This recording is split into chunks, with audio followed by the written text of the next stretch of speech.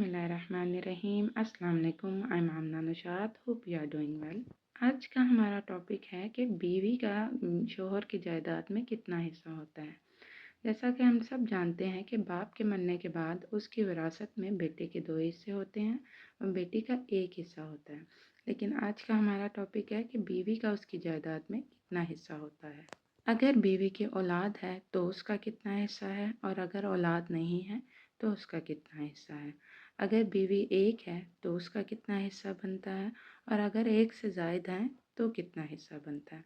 आज हम यही डिस्कस करेंगे। अगर बीवी की औलाद नहीं है तो उसका 1/4 यानी कि चौथाई हिस्सा होगा।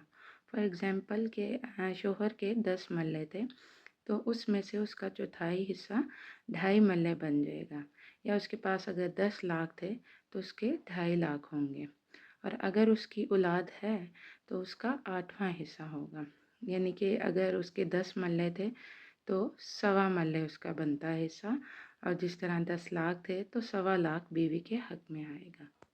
अब बात करते हैं कि अगर एक से ज़ायद बीवी हों, ये तो हमने एक बीवी की बात की, एक से ज़ायद बीवियाँ हों तो फिर उनका हिस्सा कैसे डिवाइड होगा। क्या हर एक को 8वां हिस्सा दिया जाएगा, या औलाद ना होने पे क्या हर एक को चौथा हिस्सा दिया जाएगा? बिल्कुल भी नहीं। जब शोहर की डेथ होती है तो उसमें से 8वां हिस्सा निकाल लिया जाता है। जैसे कि 10 मरले में से हमने 8वां हिस्सा निकाला तो वो बन गया 1.25 मरला। अब अगर एक से ज़ायद बेगमात हैं तो हम उस 1.25 मरले को डिवाइड करेंगे उन बेगमात के लिहाज से। यानी कि अगर 2 हैं तो 1.25 मरले को 2 में डिवाइड करेंगे, 3 हैं तो 1.25 मरले ही को 3 में डिवाइड किया जाएगा, और इस तरह उन बेगमात का हिस्सा निकलेगा। यानी कि 8वां हिस्सा ही तमाम बेगमात में डिस्ट्रीब्यूट किया जाएगा, चाहे वो एक हो चाहे वो एक से ज़ायद हो। उम्मीद करती हूँ कि आपको सब पॉइंट्स क्लियर हो गए होंगे। If you like the video then click the like button. Keep smiling, take care, अल्लाह हाफिज़।